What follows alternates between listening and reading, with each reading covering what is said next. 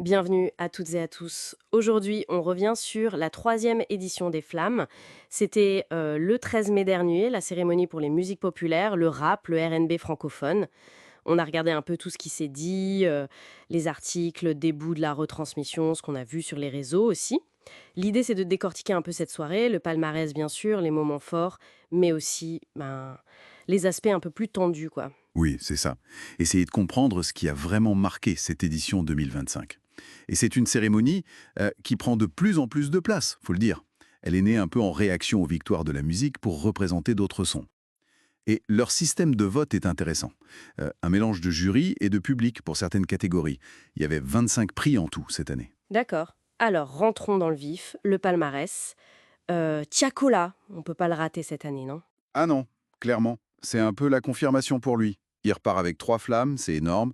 Artiste masculin, album nouvelle pop pour BDLM Volin, et aussi le morceau RNB pour Reste là. Carton plein. Et Shay aussi. Double victoire pour elle, artiste féminine et révélation scénique. Ça confirme des trajectoires. Exactement. Et faut pas oublier les autres. Wernoy qui prend l'album de l'année, Spotify, pour Pyramide 2.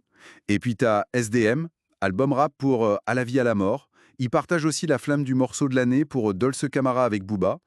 Et SCH aussi, clip de l'année pour Stigmate, morceau performance rap et cover d'album. Attends, ça veut dire que SDM, SCH et Tiakola repartent avec 3 flammes chacun. C'est ça. 3 trophées chacun. Donc oui, une grosse reconnaissance pour des artistes déjà bien installés. Mais est-ce qu'il y a eu de la place pour les nouveaux, les révélations? Oui, oui, heureusement. Et c'est même crucial pour l'esprit des flammes, je pense. On a eu Fiodora en révélation féminine et la Mano 1.9 en révélation masculin. Et d'ailleurs, le discours de Fiodora, quand elle l'a dédié aux filles noires un peu bizarres, ça a beaucoup touché. Ça montre l'impact de ces prix, Ah oui, j'ai vu passer ça. C'est fort. très fort. Et il faut aussi mentionner Aya Nakamura, évidemment, pour le rayonnement international. C'est incontestable. Au-delà des prix, il y a eu des moments d'émotion assez intenses, j'ai l'impression. Je pense notamment à l'hommage pour DJ Mehdi. Oui, un moment vraiment puissant. La flamme éternelle à titre posthume, c'était c'était nécessaire. Faut te rappeler, Mehdi nous a quittés en 2011. C'était une figure centrale du son rap électro en France. Et voir Kerry James faire le discours, avec la mère de Mehdi sur scène, ouais, c'était très émouvant. Ça montre que les flammes célèbrent le présent, mais aussi l'histoire. C'est important de faire ce lien. Et dans un autre style, Amel Bent aussi a marqué les esprits, non? Avec sa performance. Oui, une reprise de ma philosophie et décharge mentale, avec une chorale gospel. Ça a été salué un peu comme une célébration de sa longévité dans le milieu. Voilà, c'est ça qui fait la richesse aussi. Mais on peut pas passer à côté des tensions. Il y a eu des moments plus controversés. Ah, on y arrive. Oui, ce qui est fascinant, c'est comment la cérémonie a aussi été un miroir de tensions plus larges. Le discours de l'humoriste Merwan Ben Lazar, notamment. Oui, ça a beaucoup fait réagir. Il a été assez direct dans ses critiques, visant apparemment une chaîne d'infos, un animateur. Beaucoup ont compris CNews et Cyril Hanouna, même si ce n'était pas dit mot pour mot dans tous les extraits qui circulent. C'est ça. Et il a aussi cité Frantz Fanon, l'écrivain anticolonialiste. Et puis, il y a eu cet appel à la solidarité avec la Palestine. Un thème qui était déjà présent d'ailleurs avec le concert de TIFF qui a été récompensé. Tout à fait. Mais la vraie controverse, elle a éclaté après, avec la diffusion. W9, qui fait partie du groupe M6, a coupé une partie de son discours à l'antenne. Alors que sur YouTube et Twitch, on avait l'intégralité. Ah oui, Et là, forcément, sur les réseaux, ça s'est enflammé. D'un côté, ceux qui crient à la censure, à l'atteinte à la liberté d'expression, et de l'autre, ceux qui ont trouvé le discours déplacé, voire diviseur. Certains ont aussi rappelé une polémique précédente qui touchait cet humoriste. d'accord. Alors finalement, qu'est-ce que tout ça nous dit sur l'identité même des flammes? Elles se sont construites comme une alternative, non?